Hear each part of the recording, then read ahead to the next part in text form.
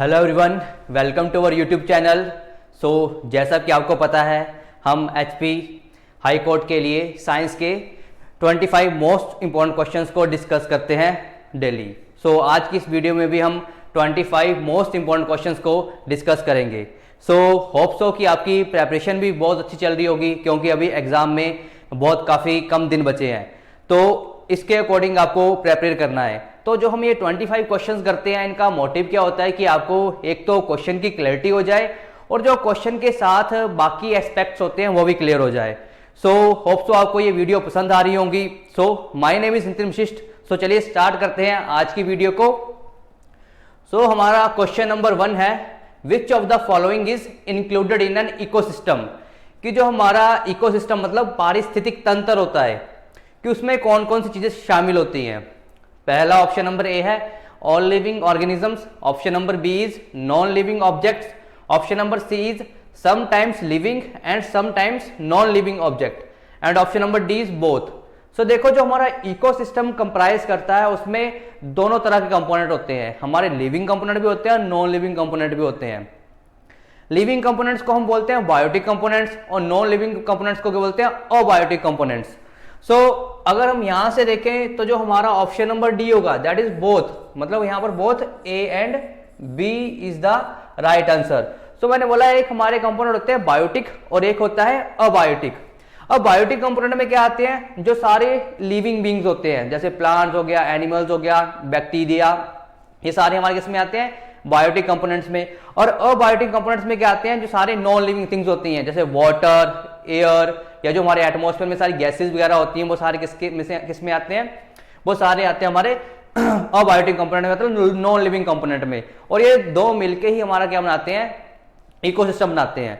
यहां से जो हमारा ऑप्शन नंबर डी है, ठीक है, दैट इज जो हमारा इकोसिस्टम है, उसमें लिविंग ऑर्गेनिजम्स भी होते हैं और नॉन लिविंग ऑब्जेक्ट्स भी होते हैं। Option number D will be the right answer. अब मूव करते हैं क्वेश्चन नंबर 2 की तरफ। अब क्वेश्चन नंबर 2 में पूछा हुआ है the functional unit of kidney is, कि जो किडनी का जो मेन क्रियात्मक इकाई है, जो उसमें काम करने में हेल्प करती है, वो क्या है। हमारा ऑप्शन नंबर ए है न्यूरॉन, बी है नेफ्रॉन, सी है बोम्यून कप और डी है ग्लोमेरुलस। यहां पर जो हमारा option number B, that is nephron, nephron को हम क्या बोलते हैं, फंक्शनल यूनिट ऑफ किडनी बोलते हैं। देखो, हर एक किडनी में नियरली 9 से लेके 10 मिलियन तक, मतलब 10 लाख मतलब 1 मिलियन। यहां पर क्या होता है, 1 मिलियन तक के नेफ्रॉन पाए जाते हैं हमारे हर एक किडनी में, मतलब 10 लाख के अराउंड नेफ्रॉन पाए जाते हैं। और ये क्या होता है, हमारा फंक्शनल यूनिट होता है किडनी का। किडनी में जो काम करने में हेल्प करता है मेन, वो कौन करता है, हमारा नेफ्रॉन काम करता है। अब अगर हम किडनी की बात करें तो किडनी का मेन फंक्शन क्या होता है, कि जो भी हमारे बॉडी के अंदर एक्सेस फ्लूइड हो गया, ठीक है, या वेस्ट मटेरियल हो गया, उसको रिमूव करने का काम करते हैं। और जो हमारी बॉडी के अंदर सोल्ट्स ज्यादा प्रोड्यूस किए जाते हैं सेल्स के थ्रू, या फिर एसिड बेस या सोल्ट्स का जो बैलेंस रहता है, सोडियम कैल्शियम फॉस्फोरस, उसको मेंटेन करने में भी हेल्प करता है हमारा जो किडनी होती है। इसलिए किडनी का ये बहुत इंपॉर्टेंट फंक्शन होता है। यहां के अकॉर्डिंग जो हमारा नेफ्रॉन होगा वो क्या होगा, functional unit of kidney, that is option number B is right answer. अब मूव करते हैं क्वेश्चन नंबर 3 की तरफ। An example of homologous organ is. अब सबसे पहले आपको दो चीजें क्लियर होनी चाहिए कि होमोलोगस का मतलब क्या होता है और एक होता है एनालोगस ऑर्गन्स। एक होते हैं होमोलोगस ऑर्गन्स, दूसरे होते हैं एनालोगस ऑर्गन्स। अब होमोलोगस ऑर्गन्स ऐसे होते हैं कि जिनका स्ट्रक्चर तो सेम होता है, ठीक है, देखने में दोनों स्ट्रक्चर्स हमें सिमिलर लगेंगे, बट उनके जो फंक्शन होते हैं, मतलब उनके काम अलग अलग होते हैं। ऐसे ऑर्गन्स जिनका स्ट्रक्चरल यूनिट तो सेम हो बट फंक्शनल यूनिट अलग अलग हो, तो उसको हम क्या बोलते हैं, होमोलोगस ऑर्गन्स। और ऐसे ऑर्गन्स जिनका जो फंक्शनल यूनिट है वो सेम है बट स्ट्रक्चरल यूनिट अलग अलग है, तो उसको क्या बोलते हैं हम, एनालोगस। होमोलोगस और एनालोगस में बस इतना फर्क होता है कि एक में क्या होता है, स्ट्रक्चर सेम होता है, फंक्शन अलग होता है, और दूसरे में क्या होता है, फंक्शन सेम होता है बट स्ट्रक्चर अलग होता है। हमें यहां पर क्या पूछा हुआ है कि the example of homologous organs, कि होमोलोगस ऑर्गन्स में इसमें कौन कौन सी एग्जाम्पल है। ऑप्शन नंबर ए में दिया हुआ है human arm and a dog's 4 feet. Option number B में बोला हुआ है human teeth and elephant's tusk. और ऑप्शन नंबर सी में पूछा हुआ है human arm and 4 limbs of horse. And option D में बोला हुआ है ऑल ऑफ दिस। तो देखो ये जो सारे हमारे ये हम जो हमें दिए हुए हैं ऑप्शन नंबर ए, बी और सी, ये सारे क्या है, होमोलोगस ऑर्गन्स है। मतलब जो इनका स्ट्रक्चर है वो देखने में सेम है, बट ये काम अलग अलग करते हैं उनसे, तो इसलिए ये तीनों ही हमारे क्या है, होमोलोगस ऑर्गन्स है। तो इसके अकॉर्डिंग जो हमारा ऑप्शन नंबर डी होगा will be the right answer, that is all of this. So hope so आपको होमोलोगस और एनालोगस के बीच में डिफरेंस समझ आ गया होगा। अब मूव करते हैं हम क्वेश्चन नंबर 4 की तरफ।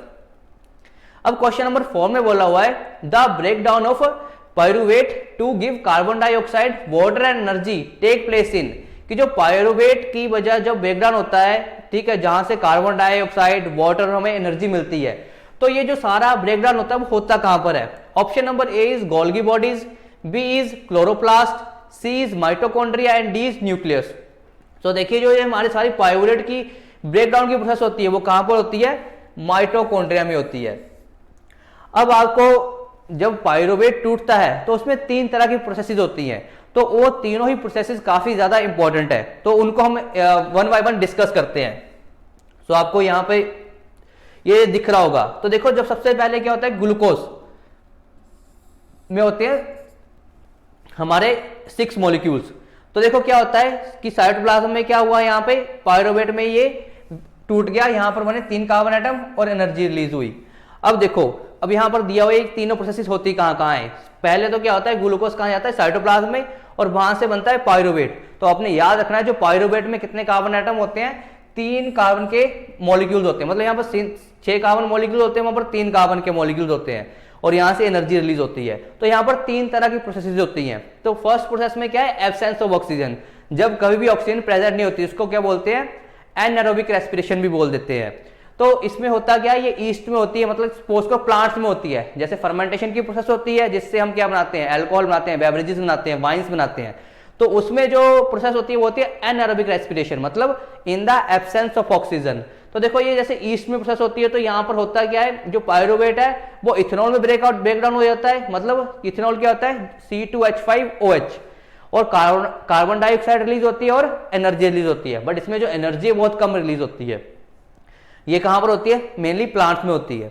और दूसरी प्रोसेस है लैक ऑफ ऑक्सीजन, कि जब कभी ऑक्सीजन की प्रेजेंस बहुत कम हो, तो ये हमारी ह्यूमन बॉडी में होती है, इन अवर मसल सेल्स। तो आपने देखा होगा जब कभी भी हम किसी काम को बहुत ज्यादा लंबे टाइम तक करते हैं, मतलब कोई फिजिकल वर्क, जैसे अब खेलते टाइम या बहुत ज्यादा लंबे टाइम तक हम खेलते जा रहे हैं, तो उसकी वजह से क्या होता है, हमारी मसल्स को ज्यादा या हमारी बॉडी को ज्यादा ऑक्सीजन की जरूरत पड़ती है।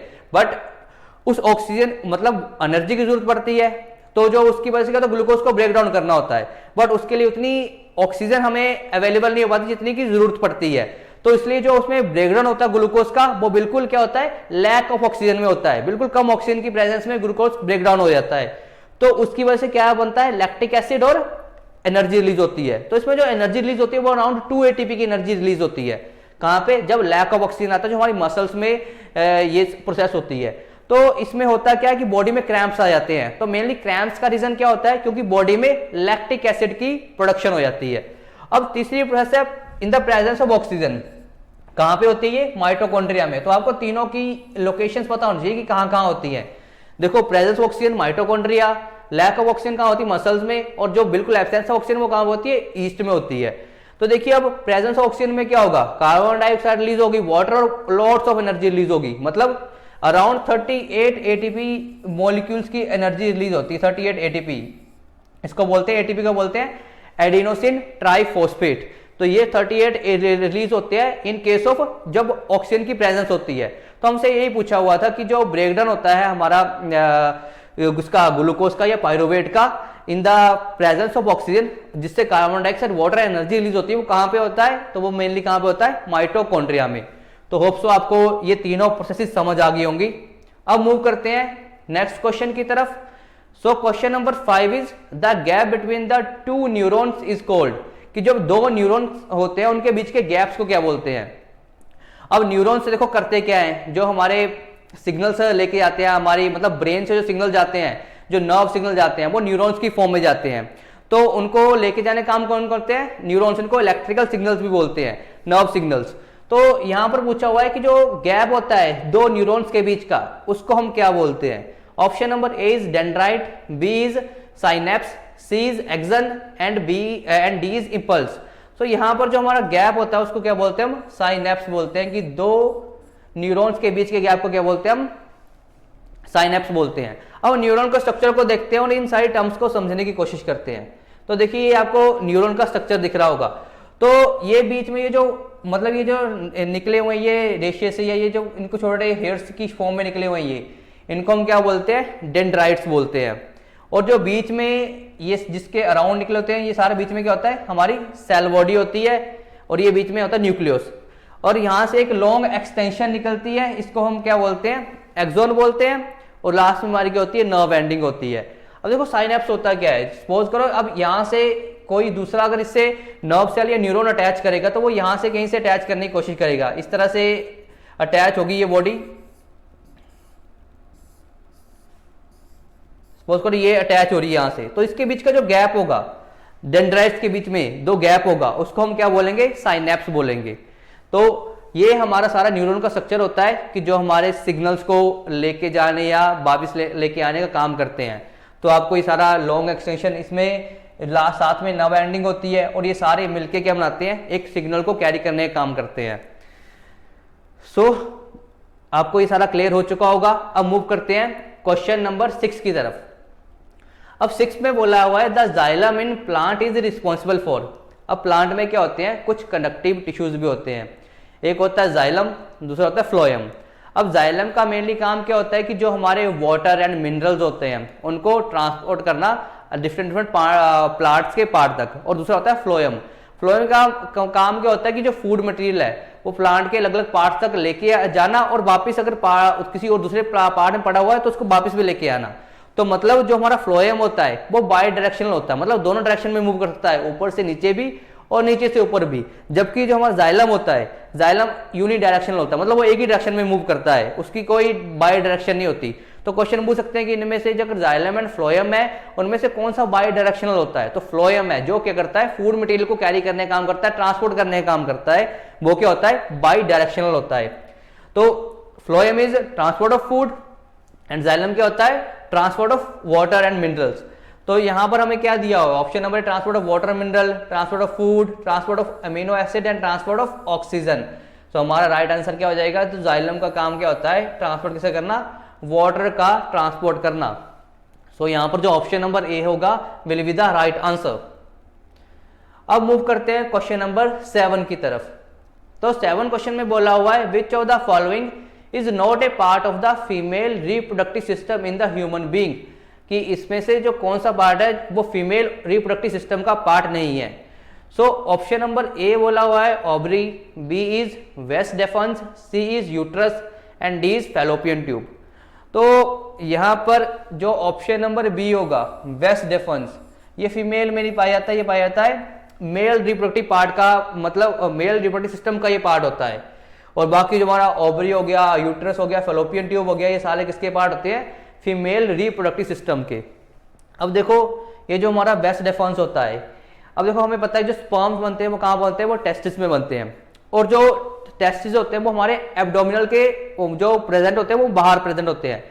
तो इसका मतलब क्या है कि जो बाहर प्रेजेंट होने का रीजन क्या है, क्योंकि जो स्पर्म्स हैं उनको बनने के लिए थोड़ा सा कम टेम्परेचर चाहिए होता है हमारी बॉडी के टेम्परेचर से, इसलिए वो उनकी जो लोकेशन होती है वो बाहर पे टेस्टिस बाहर की तरफ लोकेट होते हैं। अब बात करते हैं वेस्ट डेफेंस की। तो वेस्ट डेफेंस का काम क्या होता है कि ट्रांसपोर्ट करना, जब स्पर्म्स बन जाते हैं तो उनको ट्रांसपोर्ट भी करना पड़ता है, तो ट्रांसपोर्ट करने का काम करेंगे हमारे वेस्ट डेफेंस। और इसके बाद क्या होता है, सेमिनल बैसिलस होता है, एक फ्लूइड मटेरियल होता है जो क्या करता है, स्पर्म्स को न्यूट्रिशन भी प्रोवाइड करता है और एक मीडियम प्रोवाइड करता है आगे पहुंचने के लिए। तो ये मेल रिप्रोडक्टिव सिस्टम के बारे में हो गया। और हमें पता है कि यहाँ पर जो हार्मोन प्रोड्यूस होता है वो कौन सा होता है, टेस्टोस्टेरोन, जिसको बोलते हैं मेल रिप्रोडक्टिव हार्मोन। अब फीमेल रिप्रोडक्टिव के बारे में बात करते हैं तो इनमें जो हार्मोन रिलीज करते हैं, मतलब वो कौन सा, मतलब इसमें एग्स प्रोड्यूस होते हैं, और जो हार्मोन रिस्पॉन्सिबल होता है वो कौन सा होता है, एस्ट्रोजन। अब इनमें क्या होती है, फैलोपियन ट्यूब्स होती हैं और ओवरी।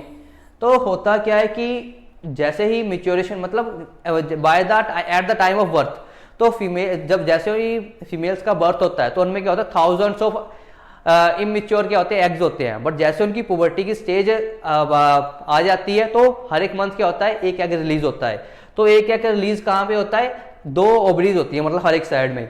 तो उनमें से किसी एक में एक एग रिलीज होगा, और वो जो आगे ट्रांसपोर्ट होता है वो किसकी वजह से होता है, फेलोपियन ट्यूब। मतलब जो ट्रांसपोर्टेशन का काम करती है फीमेल में वो होती है फेलोपियन ट्यूब, और मेल्स में वो काम कौन करता है, वेस्ट डेफर्न्स। फिर उसके बाद यूट्रस आती है, फिर उसके बाद जो वजाइना तक पहुंचते हैं एग्स को।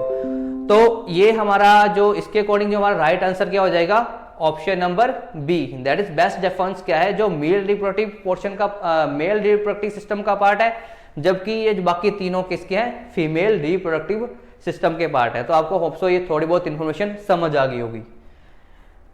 अब मूव करते हैं नेक्स्ट क्वेश्चन की तरफ।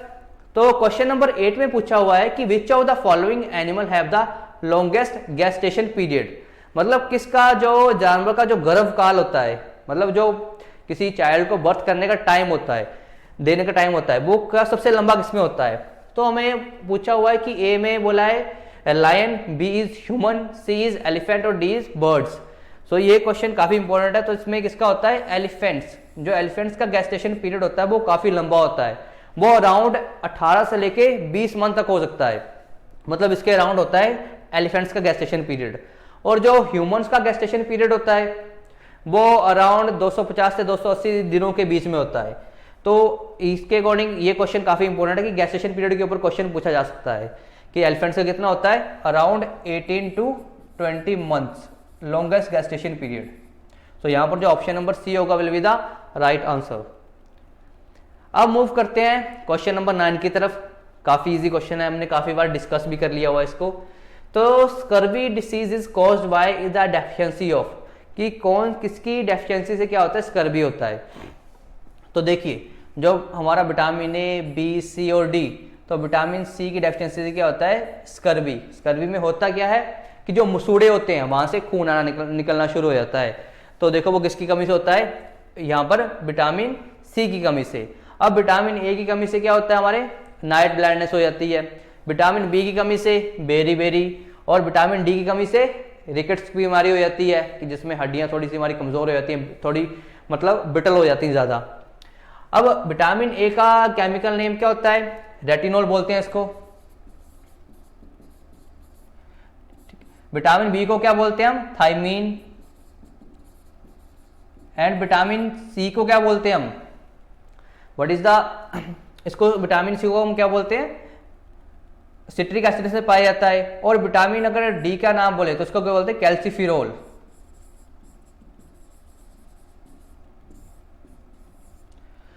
तो विटामिन सी का केमिकल नेम आप कमेंट सेक्शन में बताइए कि विटामिन सी का what is the chemical name of vitamin सी।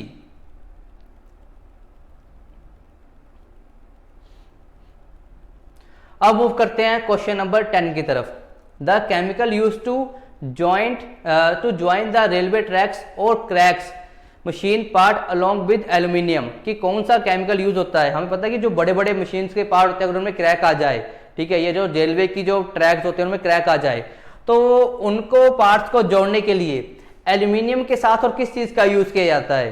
तो हमें ऑप्शन नंबर ए दिया हुआ है Fe2O3, बी में बोला है MnO2, सी में बोला है ZnCO3 और डी में बोला है Cu2O। तो यहां पर हम किसका यूज करते हैं, Fe2O3, मतलब आयरन ऑक्साइड का यूज किया जाता है जब कभी भी मशीन में क्रैक आ जाते हैं। तो देखो होता क्या है, इस जो प्रोसेस होती है उसको बोलते हैं थर्माइट रिएक्शन बोलते हैं।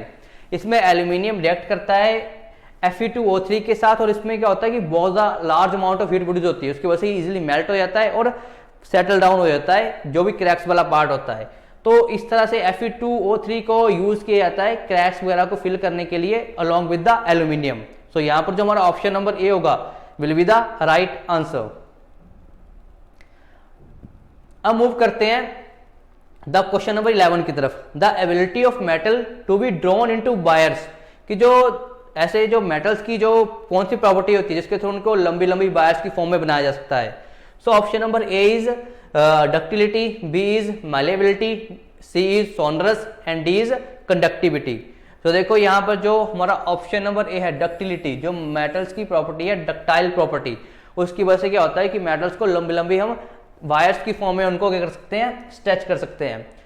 अब एक मेलेबिलिटी प्रॉपर्टी होती है। मेलेबिलिटी प्रॉपर्टी की वजह से क्या होता है कि जो मेटल्स है उनकी बड़ी बड़ी शीट्स बनाई जा सकती हैं, ठीक है, बट थिन और बहुत बड़ी बड़ी शीट्स।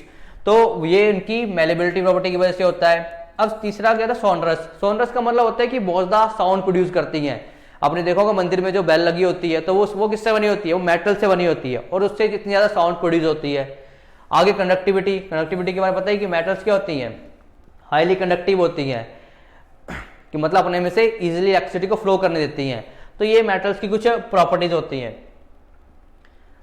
तो यहां पर जो हमारा ऑप्शन नंबर ए होगा will be the right answer. अब मूव करते हैं क्वेश्चन नंबर 12 की तरफ। ये एक सीधा फैक्चुअल क्वेश्चन है, पूछा जा सकता है। तो पूछा हुआ है the melting point of tungsten is, जो टंगस्टन है उसका मेल्टिंग पॉइंट कितना होता है। तो option number A is 3422 degree Celsius, option number B is 1380 degree Celsius, option number C is 1380 degree Fahrenheit and option number D is 3422 degree Fahrenheit. तो यहाँ पर जो हमारा ऑप्शन नंबर 1 होगा कि जो टंगस्टन का जो हमारा मेल्टिंग पॉइंट होता है वो कितना होता है 3422 डिग्री सेल्सियस। कि इतने ज़्यादा, जब इतनी ज़्यादा हम राइज कर देंगे टेम्परेचर को तब जाके मेल्टिंग पॉइंट आएगा किसका, टंगस्टन का। और जो टेम्परेचर को हम यूनिट मेजर करते हैं, मतलब जिसमें मेजर करते हैं वो क्या होता है, केल्विन में मेजर करते हैं। ठीक है, तो केल्विन होते हैं मेजर करने के लिए यूनिट। तो अगर हमें डिग्री सेल्सियस को केल्विन में मेजर चेंज करना होता है तो क्या करते हैं हम उसमें 273 को प्लस कर देते हैं। अगर किसी ने बोला कि 10 डिग्री सेल्सियस टू केल्विन तो हम क्या करेंगे 10 प्लस 273 तो कितना हो जाएगा 283 केल्विन।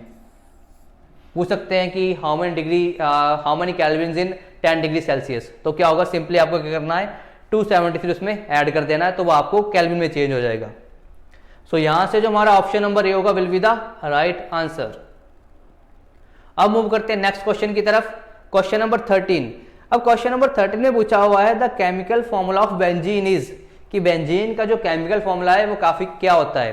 तो ये काफी इंपॉर्टेंट क्वेश्चन है क्योंकि बेंजीन का जो फॉर्मूला है वो एक स्पेसिफिक जो फॉर्मूला है। तो देखो क्या है यहाँ पे, ए ऑप्शन बोला है C4H4, B is C2H2, C is C6H6 और डी इज यहाँ पर C8H8, ये C5H5 कुछ हो सकता है। तो यहाँ पर जो हमारा ऑप्शन हो जाएगा that is option number C, जो C6H6 होता है, इसको क्या बोलते हैं बेंजीन। और जो इसका स्ट्रक्चर होता है वो क्या होता है, साइक्लिक स्ट्रक्चर होता है। मतलब इसमें जो ऑल्टरनेट क्या होते हैं, डबल बॉन्ड, मतलब एक को छोड़ के डबल बॉन्ड लगा होता है और हर एक टर्मिनल के ऊपर क्या लगा होता है, एक हाइड्रोजन लगा होता है। तो ये होता है हमारा स्ट्रक्चर ऑफ बेंजीन। उसी तरह एक होता है साइक्लोहेक्सेन, वो होता है C6H12। तो स्ट्रक्चर सेम ही होगा, वो भी स्ट्रक्चर सेम रहेगा बट यहां पर क्या होंगे, अब यहाँ पर सिंगल बॉन्ड रहेगा हर जगह बट टर्मिनल्स के ऊपर क्या होंगे, 2 हाइड्रोजन होंगे। हर एक टर्मिनल के ऊपर क्या लगेगा, एक हाइड्रोजन अटैच होगा C6H12 में। अगर इनको देखो बेंजीन हो गया तो इसके यहां पर देखो क्या लग रहा है, ईन का मतलब होता है डबल बॉन्ड। साइक्लोहेक्सेन, हेक्सेन का मतलब एन का मतलब होता है हमारा सिंगल बॉन्ड।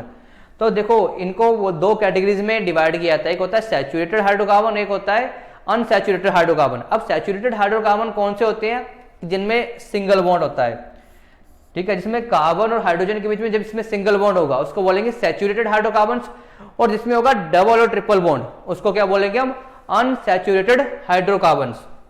तो ये जो हमारा बेंजीन हो गया ये क्या होता है, एक तरह का अनसैचुरेटेड हाइड्रोकार्बन होता है। तो यहां से जो हमारा ऑप्शन नंबर सी होगा will be the right answer. अब मूव करते हैं नेक्स्ट क्वेश्चन की तरफ। अब क्वेश्चन नंबर 14 में पूछा हुआ है the total number of structural isomers of C4H10 are. अब C4H10 का वैसे नेम क्या होता है, इसको बोलते हैं ब्यूटेन। 4 कार्बन एटम क्लिक से मिलकर बनता है ब्यूटेन। तो पूछा हुआ है कि इसके कितने स्ट्रक्चरल आइसोमर्स होंगे। अब स्ट्रक्चरल आइसोमर्स क्या होते हैं कि ऐसे कंपाउंड जिनका जो मॉलिक्यूलर फॉर्मूला है वो तो सेम ही रहे, मतलब जिसमें 4 कार्बन एटम ही रहेंगे बट स्ट्रक्चर अलग अलग हो जाए, ठीक है, जिसमें मतलब अरेंजमेंट अलग अलग हो जाएगी एटम्स की। तो ऐसे मॉलिक्यूल्स को हम क्या बोलते हैं, आइसोमर्स बोलते हैं, कि जिनका मॉलिक्यूलर फॉर्मूला तो सेम हो बट स्ट्रक्चरल फॉर्मूला क्या हो, डिफरेंट हो, अलग अलग हो, तो उसको बोलते हैं हम स्ट्रक्चरल आइसोमर्स। तो पूछा हुआ है कि इसमें कितने पाए जाते हैं। तो देखिए C4H10 मतलब सिंपली एक तो लॉन्ग चेन बन जाएगी, इसके चारों तरफ क्या लेंगे, हाइड्रोजन अटैच हो जाएंगे। फर्स्ट तो ये बन गया। अब और इसको चेंज कैसे कर सकते हैं कि अगर मैं तीसरा ऐसे स्ट्रक्चर बना दूं और एक यहाँ पे अटैच कर दूं। देखो यहाँ पर हम काउंटिंग करते हैं, एक सिंगल, मतलब यहाँ पर चेन ब्रेक नहीं होनी चाहिए। अगर मैं यहाँ से काउंटिंग करूँ 1 2 3 4, तो इसलिए ये बन गया एक 4 कार्बन एटम ही है। बट अगर मैं यहाँ पे काउंटिंग करूँ या 1 2 3 मैं यहाँ तक जा सकता हूँ, या तो मैं 1 2 3 यहाँ, मतलब यहाँ 3 की चेन बन रही है और एक साथ में अटैच हो रहा है। तो ये इन दोनों का देखो मॉलिक्यूलर फॉर्मूला सेम है, दोनों में ही 4 कार्बन एटम है, बट देखो स्ट्रक्चर दोनों का अलग अलग है, तो इसलिए इनकी वजह से नाम इनका अलग अलग हो जाएगा। इसको बोलते हैं हम ब्यूटेन और इसको बोलेंगे। अब सेकंड पोजीशन पे देखो क्या लगा हुआ है, CH3। जब कहीं भी CH3 किससे अटैच होता है, मतलब साइड वाइज, तो उसको बोलते हैं मिथाइल, आई लग जाता है उसके साथ, इसको बोलेंगे मिथाइल। और इसको क्या बोलेंगे, 3 वाले स्ट्रक्चर को प्रोपेन। और कौन सी पोजीशन पे लगा हुआ है, सेकंड पोजीशन पे, तो बोलेंगे 2 मिथाइल प्रोपेन। 3 कार्बन एटम्स के रूप को क्या बोलते हैं, प्रोपेन बोलते हैं। तो इसका नाम क्या हो जाएगा, सेकंड पोजीशन पे मिथाइल ग्रुप अटैच है और 3 की चेन है, इसलिए इसको क्या बोलेंगे, प्रोपेन, क्योंकि सिंगल बॉन्ड से लगा हुआ है। तो इसका नाम होगा 2 मिथाइल प्रोपेन। तो होप सो आपको ये समझ आ गया, सेकंड पोजीशन पे मिथाइल ग्रुप और 3 की ये चेन है, इसलिए बोलेंगे प्रोपेन, सिंगल एटम के साथ। तो यहां से पूछा हुआ था कि कितने स्ट्रक्चर आइसोमर्स है। देखो अब इसके अलावा तो उसका कोई स्ट्रक्चर बनेगा नहीं। अगर मैं ऐसे बनाने की कोशिश करूं, यहां पे अटैच कर दो, तो फिर भी 1 2 3 4 सेम ही बनेगा। ये 4 की चेन बन रही है। हमें करना क्या होता है मेनली कि चेन को या छोटा करना होता है या अलग अलग तरीकों से। तो इसलिए हमें 2 ही तरीके हैं यहाँ पे, एक फर्स्ट और 2। तो इसलिए यहाँ पर जो ऑप्शन नंबर सी होगा will be the right answer, कि जो स्ट्रक्चरल आइसोमर्स होते हैं ब्यूटेन के वो कितने होते हैं, 2 होते हैं। उसी तरह से अगर पेंटेन का पूछा जाए C5H12, अगर पेंटेन के बारे में पूछा जाए कि how many structural isomers of pentane, तो देखो इसके होंगे 3। तो आप सिंपली एक ऐसे याद रख सकते हैं, ब्यूटेन में 4 है तो 4 के हुए 2। तो उसके बाद ब्यूटेन से आगे याद रख लें, पेंटेन के 3 होते हैं, हेक्सेन के उसके बाद 4 होते हैं। तो इस तरह से भी आप याद रख सकते हो इसको। तो इस क्वेश्चन के अकॉर्डिंग जो हमारा ऑप्शन नंबर सी होगा will be the right answer, कि जो स्ट्रक्चरल आइसोमर्स होते हैं C4H10 के वो कितने होते हैं, 2। अब मूव करते हैं 15 क्वेश्चन की तरफ। The electronic configuration of which element is 283। अब देखो ये 283 को जब हम प्लस करेंगे तो कितना बनेगा, 8 to 10 और प्लस 3 is 13, मतलब 13 पूछा हुआ है हमसे कि 13 एटॉमिक नंबर किस एलिमेंट का होता है। तो ऑप्शन नंबर ए बोला है sodium, B is magnesium, C is aluminium and D is potassium, sorry. तो यहां पर देखो जो 13 एटॉमिक नंबर होता है वो किसका होता है, एल्यूमिनियम का। एल्यूमिनियम का 13, सोडियम कितना होता है 11, और ये मैग्नीशियम का 12 और पोटाशियम कितना होता है 19। अब देखो ये बताया था कि जो ये पहले शेल में कितने इलेक्ट्रॉन्स होंगे, शेल्स होते हैं कि पहले शेल में कितने होंगे, दूसरी शेल में कितने होंगे। तो ये हमें कितने बताया था, बोहर ने, बोहर का जो एटॉमिक मॉडल आया था उन्होंने बताया था कि इलेक्ट्रॉन इस तरह से अरेंज होते हैं, एक पर्टिकुलर लेवल में रहते हैं, उनके एक वेल डिफाइंड एनर्जी लेवल होता है कि अगर पहला शेल होगा इसकी एक पर्टिकुलर एनर्जी होगी, दूसरा शेल होगा इसकी अपनी खुद की एक एनर्जी होगी, तीसरा शेल होगा इसकी एक पर्टिकुलर एनर्जी होगी, और इलेक्ट्रॉन्स यहाँ पे रिवॉल्व करते रहते हैं। और जैसे ही कोई एनर्जी गेन करेगा तो या तो ये यहाँ पे पहुंच सकता है, या एनर्जी लूज करेगा तो ये यहाँ पे पहुंच सकता है। तो ये हो गए एनर्जी लेवल। तो इनके अकॉर्डिंग पहले शेल में लिखने का तरीका, उसका फॉर्मूला क्या होता है 2n², कि कितने एक शेल में कितने इलेक्ट्रॉन आएंगे, वो हम किसके अकॉर्डिंग डिसाइड करते हैं, इस फॉर्मूला के अकॉर्डिंग, जिसको बोलते हैं 2n²। तो पहले शेल को 1 का नाम देते हैं, दूसरे शेल को 2, तीसरे शेल को 3, और इसको क्या बोलते हैं KLM, के से स्टार्टिंग करते हैं शेल्स की, KLMN, आगे फिर हम जितने मर्जी इसको आगे बढ़ा सकते हैं। तो देखो जो पहले शेल में हम कैसे डिसाइड करेंगे, अब पहले n की वैल्यू है मतलब नंबर ऑफ शेल्स, तो क्या करेंगे 2 × 1² तो हो जाएगा 2। तो पहले शेल में कितने इलेक्ट्रॉन आते हैं 2। अगले शेल में 2 × अब यहाँ पर n की जगह क्या वैल्यू पुट करेंगे 2, सो 2 × 2² इज 2 × 4 8। तो शेल में कितने आते हैं हमारे 8। अगर तीसरी शेल में ऐसे ही 2 × 3² तो 2 × 9 दैट इज 18। तो शेल में आते हैं 18, बट कन्वीनियंस के लिए हम क्या करते हैं 2 8 8 18 18 ऐसे फिल करना शुरू करते हैं। तो ये होती है फिलिंग। तो और इसी को क्या बोलते हैं हम, नोबल गैस कॉन्फ़िगरेशन भी बोलते हैं। देखो नोबल गैस कॉन्फ़िगरेशन क्या होती है कि जब हमारे सारे शेल्स में इलेक्ट्रॉन्स कंप्लीटली फिल्ड हो जाएं, जब वो कंप्लीटली फिल्ड हो जाएंगे तो किसी से रिएक्ट नहीं करेंगे, तो ऐसे एलिमेंट जब कभी रिएक्ट नहीं करें उनको क्या बोलते हैं, जीरो ग्रुप एलिमेंट्स भी बोलते हैं, नोबल गैसेस भी बोलते हैं, जैसे हीलियम हो गया, नियोन हो गया, आर्गन हो गया, क्रिप्टॉन हो गया, ये सारे क्या होते हैं, नोबल गैसेस होती हैं। क्योंकि इनको नोबल गैसेस बोलने का रीजन यही होता है कि जो इनका आउटर मोस्ट शेल, मतलब जो इनका कंप्लीट शेल फील्ड होता है, आउटर मोस्ट कंप्लीट शेल, तो इसमें कोई भी फ्री इलेक्ट्रॉन नहीं होता, इसलिए किसी से रिएक्ट नहीं करते। तो अगर सोडियम का लिखना हो तो इसी तरह हम लिखेंगे 281, ये बन गया सोडियम का। उस तरह पोटेशियम का लिखना होगा तो क्या होगा 2, 8, 10, 8, 18 और 119। अब इनकी अकॉर्डिंग हम डिसाइड करते हैं कि कौन हमारा मेटल होगा, कौन हमारा नॉन मेटल होगा। अब वो हम कैसे पता कर सकते हैं, देखो इनके लास्ट शेल में कितना है, 1 इलेक्ट्रॉन है। अब हर एक जो एलिमेंट है वो क्या बनना जाता है, स्टेबल बनना जाता है, मतलब वो स्टेबल इलेक्ट्रॉनिक कॉन्फ़िगरेशन को अचीव करना जाता है। तो कुछ एलिमेंट्स करते हैं इलेक्ट्रॉन को लूज करते हैं, कुछ एलिमेंट्स करते हैं इलेक्ट्रॉन को गेन करते हैं। तो जो एलिमेंट्स इलेक्ट्रॉन को लूज करते हैं उनको क्या बोलते हैं, मेटल्स बोलते हैं, मतलब उनके ऊपर क्या चार्ज आता है, पॉजिटिव चार्ज। तो अगर हम बात करें सोडियम की, तो सोडियम का है 281। अगर ये एक इलेक्ट्रॉन किसी को डोनेट कर दे तो उसके पास कितने बचेंगे, 28। और 28 हमें पता है क्या होती है, एक नोबल गैस कॉन्फ़िगरेशन होती है। 2, 8, 18 ये हमारी होते हैं 32 नोबल गैस कॉन्फ़िगरेशन होती है, ये नंबर को अचीव करना होता है। तो देखो जैसे उसने एक इलेक्ट्रॉन लूज किया तो उसके पास कितने बच गए, 28। तो जो कभी लूज करता है उसको क्या, उसके पास चार्ज क्या होता है, पॉजिटिव चार्ज। तो आपको लूज करने वाले को इस तरह से याद सकते हैं, जब कोई डोनेट करता है, ठीक है, तो उसको मतलब क्या बोलते हैं कि वो अच्छा बंदा है, दानवीर है, तो उसको मतलब उसको कुछ पॉजिटिव एटीट्यूड होता है, तो इसलिए क्या बोल सकते हैं उसका पॉजिटिव। याद रखने का एक तरीका है कि जो मेटल्स होता है उनके ऊपर क्या चार्ज होता है, पॉजिटिव चार्ज होता है। तो पॉजिटिव नेगेटिव के अकॉर्डिंग हम मेटल नॉन मेटल को डिसाइड कर सकते हैं। तो देखो यहाँ पर इसने एक लूज किया, पॉजिटिव चार्ज आ गया, तो सोडियम क्या है, मेटल है। उस तरह मैग्नीशियम की अगर बात करते हैं तो मैग्नीशियम में होता है 282, तो ये 2 इलेक्ट्रॉन को लूज करके इसके ऊपर चार्ज आता है +2। एल्यूमिनियम की बात करते हैं तो 3 इलेक्ट्रॉन को लूज कर देगा तो इसके +3 चार्ज आ जाता है। उस तरह अगर पोटेशियम की बात करें तो इसका होता है 2881, अगर ये अपने एक इलेक्ट्रॉन को लूज कर दे तो इसके ऊपर भी कितना चार्ज आ जाएगा, +1। तो ये सारे हमारे क्या है, मेटल्स हैं। बट अगर मैं बात करूं ऑक्सीजन की, देखो ऑक्सीजन का एटॉमिक नंबर होता है 8, तो पहले शेल में तो 2 इलेक्ट्रॉन आ जाएंगे। अब दूसरे शेल के लिए कितने इलेक्ट्रॉन बचे, 6 इलेक्ट्रॉन्स, तो यहाँ पर 6 आएगा। अब देखो इसको क्या बनाना है, 8। अब देखो ये नोबल गैस कॉन्फ़िगरेशन को अचीव करने के लिए या तो अपने 6 इलेक्ट्रॉन किसी को दे दे या तो किसी से 2 इलेक्ट्रॉन ले ले। अब देखो अगर 6 इलेक्ट्रॉन किसी को देगा तो इसके लिए बहुत ज्यादा अमाउंट ऑफ एनर्जी लगेगी इन सभी इलेक्ट्रॉन्स को बाहर निकालने के लिए, इसलिए ये करेगा 2 इलेक्ट्रॉन किसी से ले लेगा, क्योंकि इजी 2 रहेगा लेना एज कम्पेयर टू 6 को डोनेट करना।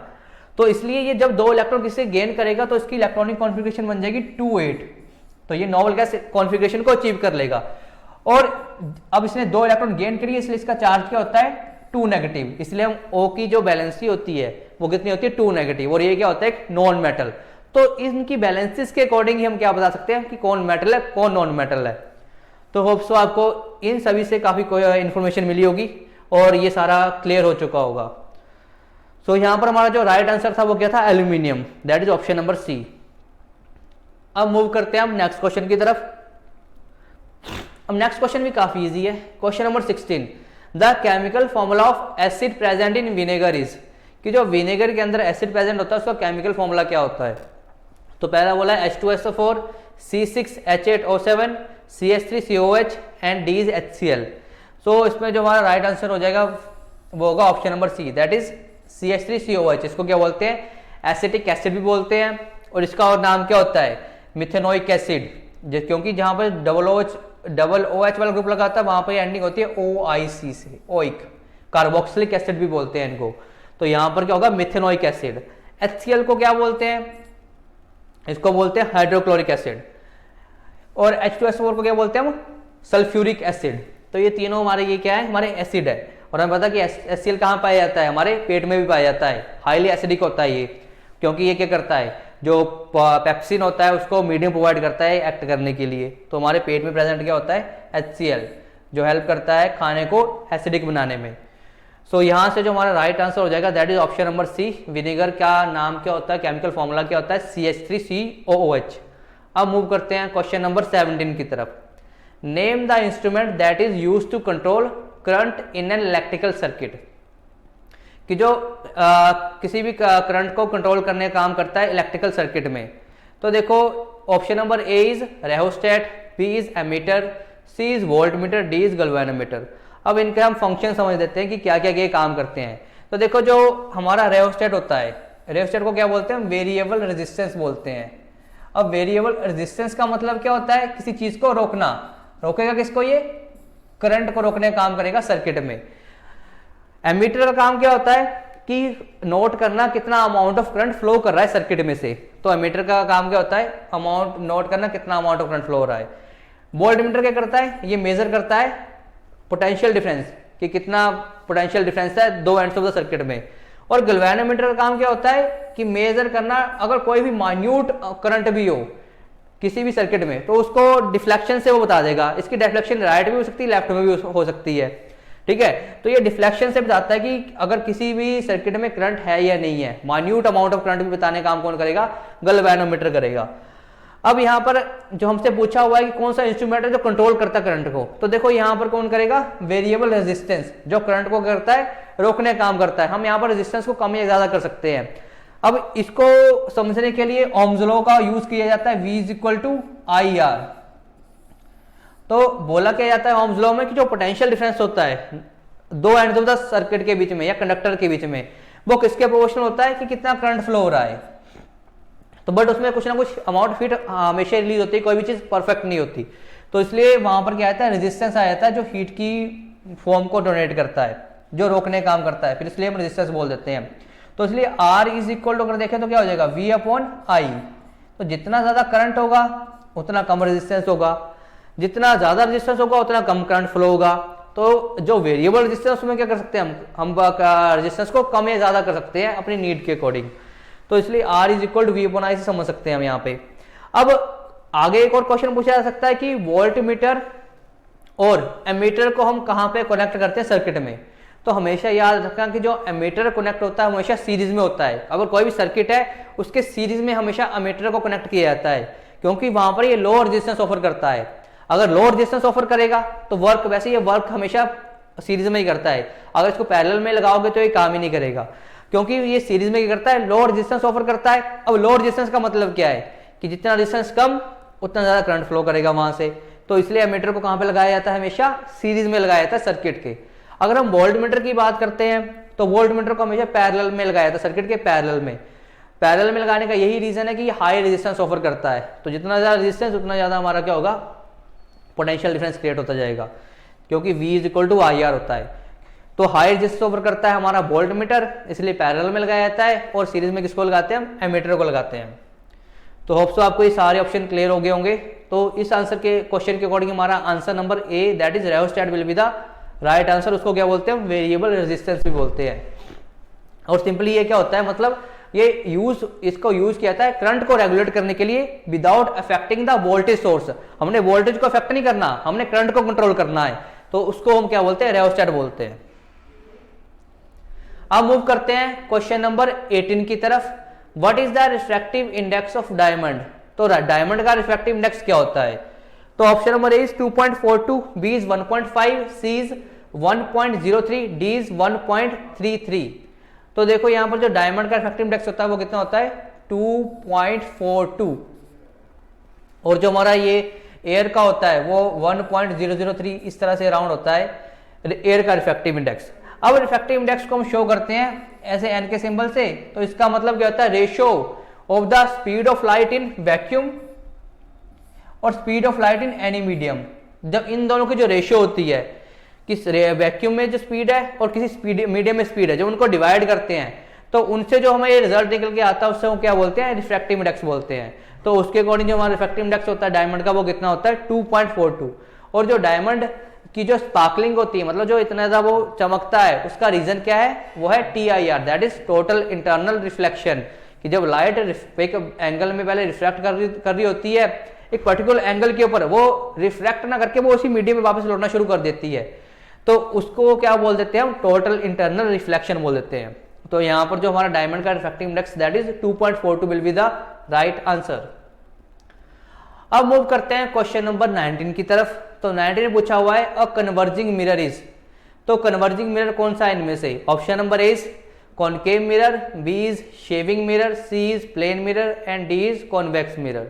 तो देखो जो हमारा कॉनकेव मिरर होता है, option number A, concave mirror को क्या बोलते हैं हम, कन्वर्जिंग मिरर भी बोलते हैं, ठीक है। और जो कॉन्वेक्स मिरर होता है उसको क्या बोलते हैं हम, डाइवर्जिंग मिरर बोलते हैं। यहाँ पर क्वेश्चन एक और पूछा सकता है, what is the focal length of plane mirror. तो फोकल लेंथ कितनी होती है, इनफाइनाइट। जो प्लेन मिरर की फोकल लेंथ होती है वो हमेशा इनफाइनाइट होती है। और जो प्लेन मिरर इमेज हमेशा क्या बनाता है, हमेशा याद रखना, प्लेन मिरर हमेशा वर्चुअल इमेज बनाएगा और इरेक्ट इमेज बनाएगा। और जितना डिस्टेंस मिरर का ऑब्जेक्ट के बीच में होगा उतना ही मिरर का इमेज के बीच में डिस्टेंस रहेगा। तो ये सारा प्लेन मिरर के बारे में हो गया। बाकी जो कॉनकेव मिरर होता है वो मेनली क्या बनाता है, रियल इमेज बनाता है, ठीक है। और हमेशा क्या होता है, इन्वर्टेड होती है। बट बस एक केस है जहां पर ये वर्चुअल इमेज बनाता है और इरेक्ट इमेज बनाता है। वो कौन सा होता है, जब ये कहां पर होता है, ये between the focus and pole के बीच में। जब कभी भी जो ऑब्जेक्ट फोकस एंड पोल के बीच में होगा, तो जब वहां पर इमेज बनेगी वो क्या बनेगी, वर्चुअल बनेगी और इरेक्ट बनेगी। अगर हम कॉन्वेक्स मिरर की बात करें तो कॉन्वेक्स मिरर हमेशा ही हमारा वर्चुअल इमेज बनाता है और इरेक्ट इमेज बनाता है। तो आपको इमेजेस के बारे में सारा क्लियर हो चुका होगा। तो यहाँ पर जो हमारा कन्वर्जिंग मिरर है वहां पर कौन सा है, option number A, that is concave mirror. अब मूव करते हैं क्वेश्चन नंबर 20 की तरफ। इन an electrical circuit the direction of the flow of electrons and electrical current is, कि जो किसी भी सर्किट में जो डायरेक्शन होती है करंट की, फ्लो की, और जो डायरेक्शन होती है करंट की, जो इलेक्ट्रॉन्स की डायरेक्शन होती है और पूछा हुआ है जो करंट की डायरेक्शन होती है, वो किस तरह से रिलेट करती है। Option number A, in the opposite direction. Option number B, in the same direction. Option number C, no direction. और option D, remain stationary. So देखो, जब कभी भी जो सर्किट में करंट जाता है तो जो इलेक्ट्रॉन की डायरेक्शन होती है वो हमेशा करंट की डायरेक्शन के ऑपोजिट होती है। क्योंकि देखो, जो इलेक्ट्रॉन होते हैं वो नेगेटिवली चार्ज होते हैं। तो इलेक्ट्रॉन फ्लो कब करेंगे, जब उनको रिपेल करेगा। मतलब नेगेटिव से इलेक्ट्रॉन भी नेगेटिवली चार्ज होंगे, अगर नेगेटिव साइड से उसको अटैच किया जाएगा तो वो रिपेल करेंगे, तो वो मूव करेंगे। तो इलेक्ट्रॉन की वजह से क्या होता है, हमारा करंट फ्लो करता है, तो उसकी वजह से क्या होगा, ऑपोजिट साइड में हमारा करंट फ्लो करेगा। तो इसलिए जो इन द डायरेक्शन ऑपोजिट, कि जो हमारे इलेक्ट्रॉन की डायरेक्शन होगी उसके ऑपोजिशन में हमारी क्या होगी, करंट की डायरेक्शन होगी। तो इसके अकॉर्डिंग हमारा option number A will be the right answer. और इलेक्ट्रिकल करंट के जो यूनिट होते हैं वो कितने होते हैं, एम्पियर। एम्पियर में मेजर करते हैं इसको। अब 21 में न्यूमेरिकल पूछा हुआ एक, तो यहां पर बोला है an electrical bulb connected to a 220 volt generator, ठीक है, and electrical current of 0.5 ampere passes through the bulb, what will be the power of the bulb. तो हमसे पावर की वैल्यू पावर पूछा हुआ है। तो देखो दिया हुआ क्या है हमें, यहां पर हमें V की वैल्यू दी हुई है, पोटेंशियल डिफरेंस दिया है 220 वोल्ट का, और हमें करंट की वैल्यू दी है I is equal to 0.5 ampere, और हमें पूछा हुआ है कि व्हाट इज द पावर। अब देखो पावर कैसे रिलेट करती है, तो पावर होती है V इंटू आई। सो यहां पर 220 को क्या किससे मल्टीप्लाई कर देंगे, 0.5 का मतलब होता है 1/2, तो यह होगा 10, तो पावर कितनी आ जाएगी 110 वॉट। तो यहां पर जो हमारा ऑप्शन नंबर सी है कि जो उसकी पावर कितनी होगी बल्ब की, वो होगी 110 वॉट की। तो वॉट किसके यूनिट होते हैं, पावर के। और जो हम घरों में यूज करते हैं वो करते हैं किलोवाट आवर को यूज करते हैं, क्योंकि उससे जो थोड़ा कैलकुलेशन करना है वो काफी ईजी हो जाता है, इसलिए हम किलोवाट आवर का यूज करते हैं। और क्वेश्चन पूछा जाता है कि 1 किलोवाट आवर में कितने जूल होते हैं, तो वो होते हैं 3.6 इंटू 10⁶ जूल, कि जब 1 किलोवाट आवर पावर जनरेट होती है तो उसके लिए 3.6 into 10⁶ joule of energy release होती है। तो इतनी एनर्जी रिलीज करता है 1 किलोवाट आवर। सो यहां पर जो हमारा ऑप्शन नंबर सी था, that is 110 what will be the right answer. अब मूव करते हैं क्वेश्चन नंबर 22 की तरफ। पूछा हुआ है magnetic field lines are, option number A straight, B curved, C close curve and D triangular. तो देखो जो मैग्नेटिक फील्ड लाइंस होती हैं वो किसी भी मैग्नेट में वो कहां से कहां फ्लो करती है, एक होता है नॉर्थ, एक होता है साउथ। तो मैग्नेटिक फील्ड लाइंस हमेशा ही आउटसाइड द मैग्नेट कहां फ्लो करती हैं, नॉर्थ टू साउथ। ये होती है direction of magnetic field, north to south. अगर इनसाइड द मैग्नेट बात करते हैं तो वो होती है साउथ टू नॉर्थ। तो देखो ये हमेशा क्या बनाती है, क्लोज कर्व बनाती हैं, और ये कभी भी एक दूसरे को इंटरसेक्ट नहीं करती। देखो अब क्वेश्चन पूछा जा सकता है कि एक दूसरे को इंटरसेक्ट क्यों नहीं करती। देखो हमने क्या बोला कि हमेशा कहां से कहां ट्रेवल करती है, एक पर्टिकुलर डायरेक्शन होती है इनकी, ठीक है। तो मतलब एक वेक्टर क्वांटिटी है। तो नॉर्थ टू साउथ मूव करती है, अगर मैं ये एक पर्टिकुलर पॉइंट पे इंटरसेक्ट करेंगी तो इस पॉइंट ऑफ इंटरसेक्शन के ऊपर इसकी कितनी डायरेक्शंस हो जाएंगी, 2 डायरेक्शंस हो जाएंगी इस पर्टिकुलर पॉइंट के ऊपर, कि जो कि पॉसिबल नहीं है। इसलिए जो मैग्नेटिक फील्ड लाइंस है वो कभी भी एक दूसरे को इंटरसेक्ट नहीं करती, तो ये क्या बनाती है, हमेशा क्लोज कर्व बनाती हैं। तो यहाँ पर जो हमारा ऑप्शन नंबर सी है will be the right answer, की जो मैग्नेटिक फील्ड लाइंस होती हैं वो क्या करती है, क्लोज कर्व बनाती हैं। अब मूव करते हैं हम क्वेश्चन नंबर 23 की तरफ। पूछा हुआ है the SI unit of electrical potential difference, कि जो हमारा इलेक्ट्रिकल पोटेंशियल डिफरेंस होता है उसको उसका एसआई यूनिट क्या होता है। Option number A ampere, B is volt, C metre, D ohm. तो देखो जो एम्पियर होता है वो हमें अभी अभी डिस्कस किया, किसका यूनिट होता है, करंट का। वोल्ट होता है हमारा इलेक्ट्रिकल पोटेंशियल डिफरेंस का। मीटर किसका डिस्टेंस होता है, यूनिट होता है डिस्टेंस का। और ओम किसका होता है, रेजिस्टेंस को। रेजिस्टेंस को हम किससे मेजर करते हैं, ओम में मेजर करते हैं। और कोई पूछे रेजिस्टिविटी, तो रेजिस्टिविटी को मेजर करते हैं ओम मीटर में। तो ये साइन होता है ओम का, जैसे गॉड ऑफ वॉर खेली होगी ऐसे ओम का साइन है, किसी की तरह साइन होता है वो। तो ओम मीटर किसका होता है, रेजिस्टिविटी का साइन होता है, मतलब ये यूनिट होता है रेजिस्टिविटी के। तो इस क्वेश्चन के अकॉर्डिंग जो एसआई यूनिट होता है हमारा इलेक्ट्रिकल पोटेंशियल डिफरेंस का, वो क्या हो जाएगा, वोल्ट। अब मूव करते हैं क्वेश्चन नंबर 24 के ऊपर। Which one of these energy sources is not of plant origin, कि इनमें से कौन सा एक एनर्जी सोर्स है जो प्लांट से ओरिजिनेट नहीं होता। तो ऑप्शन नंबर ए पूछा है वुड, तो वुड देखो ये तो सीधे प्लांट से ओरिजिन है, तो ये तो ऑप्शन नंबर गलत हो जाएगा। गोबर गैस, तो गोबर गैस प्लांट आपने देखा होगा कि उसमें भी जो एनिमल्स के काउ डंग होता है, या जो भी हमारे फर्टिलाइजर वो होते हैं, थोड़े से पेड़ पौधे, उनको डाल के गैस बनाई जाती है। तो इसमें ये भी, इसका ओरिजिन भी प्लांट ओरिजिन है। जबकि जो हमारी न्यूक्लियर एनर्जी है, ठीक है, ये इसका ओरिजिन प्लांट से नहीं है। तो इसका जो ऑप्शन नंबर सी होगा दैट इज न्यूक्लियर एनर्जी, ये प्लांट ओरिजिन से नहीं प्रोड्यूस होती। तो यहाँ पर जो ऑप्शन नंबर सी होगा will be the right answer. अब मूव करते हैं आज के लास्ट क्वेश्चन की तरफ। A plant which can grow partially और होली सबमर्ज्ड इन वाटर, ठीक है, या तो वो थोड़ा सा पानी के नीचे या पूरा सा पानी के नीचे डूब के ग्रो करता है, तो उसको क्या बोलते हैं। Option number A is hydrophyte, B is xerophyte, C is mesophyte and D is epiphyte. तो इसको क्या बोलते हैं, हाइड्रोफाइट बोलते हैं, कि जो पार्शली या फिर होली पानी के नीचे ही ग्रो करते हैं। अब ज़ेरोफाइट्स कौन से होते हैं, कि ऐसे प्लांट्स जो उन कंडीशन में, मतलब जो डेजर्ट में ग्रो होते हैं, कि जहाँ पे ना तो अच्छा पानी होता है उनको, ना तो कोई मतलब इतना ज़्यादा बिल्कुल स्कार्स कंडीशन होती है पानी की, वहां पर जो ग्रो होते हैं उनको क्या बोलते हैं, ज़ेरोफाइट्स बोलते हैं।